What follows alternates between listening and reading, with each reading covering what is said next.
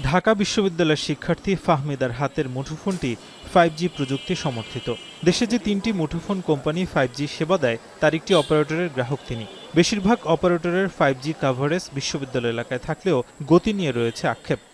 টেলিটকে browsing experience খুব বেশি খারাপ না, তবে যেহেতু নেটওয়ার্ক স্লো থাকে আমি অলওয়েজ দেখা যায় ক্যাম্পাসে থাকলে রবিকে প্রেফার করি, তখন টেলিটকটা ইউজ করা কম করি।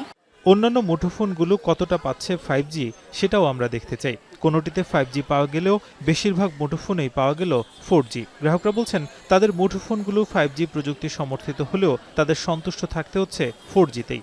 স্পিড ভার্সিটি ক্যাম্পাস এরিয়া মোটামুটি ভালো পেয়েছি, বাট লোকাল যে রেসিডেন্সিয়াল এরিয়া ওখানে তেমন ভালো আসেনি আর কি। ঢাকা ইউনিভার্সিটি ক্যাম্পাসে কিছু কিছু জায়গায় মাঝে মাঝে আমি 5G পাই, হুট করে মনে করেন আসে, আবার হুট করে চলে যায়। আর একটু বেটার যদি হতো তাহলে হয়তো ব্রাউজিং করতে বা মানে অনেক সময় ভারী কোনো কাজ করতে গিয়ে আর হয়তো প্রবলেম ফেস করতাম না। যদি আর একটু স্মুথ হতো তাহলে হয়তো বেটার এক্সপিরিয়েন্স হতো আরো।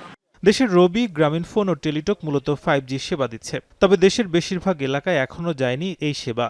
মূলত আইওটি, স্মার্ট কারখানা ও স্বয়ংক্রিয় শিল্প খুব বেশি না থাকায় 5G খুব বেশি কাজে লাগছে না, তাই অপারেটরদেরও সেদিকে মনোযোগ কম।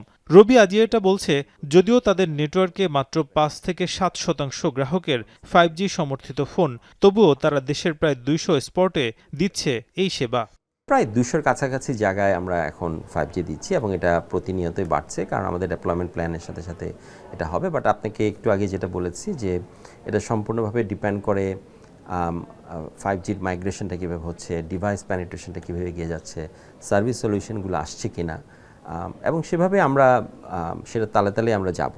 দেশে 5G সেবার মুঠোফোন মাত্র 6 থেকে 10% মতো, তাই গত 6 মাস আগে এই সেবা চালু হলেও দেশে এই ফিচারের ফোন কম থাকায় এই সেবার আওতা তেমন বাড়েনি। তাই 4টি অপারেটরের মধ্যে 5G চালু না করা একমাত্র অপারেটর বাংলালিংক বলছে, মানসম্মত 4G সেবার দিকেই নজর দিচ্ছেন তারা।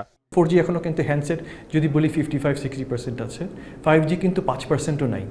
সো 4Gটা যদি সবার জন্য দেওয়া যায়, এবং 4G হ্যান্ডসেটও কিন্তু একটু 5G হ্যান্ডসেট অনেক দাম, I think that's a challenge.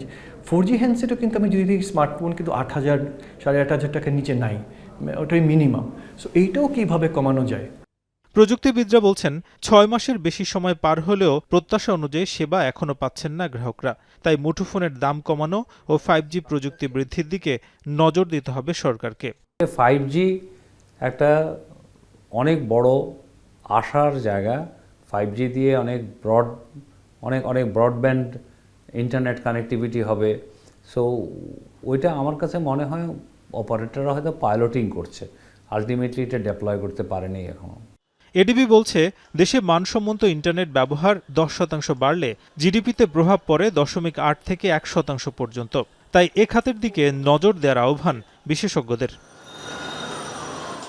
নাজবুস Shakib, এখন ঢাকা।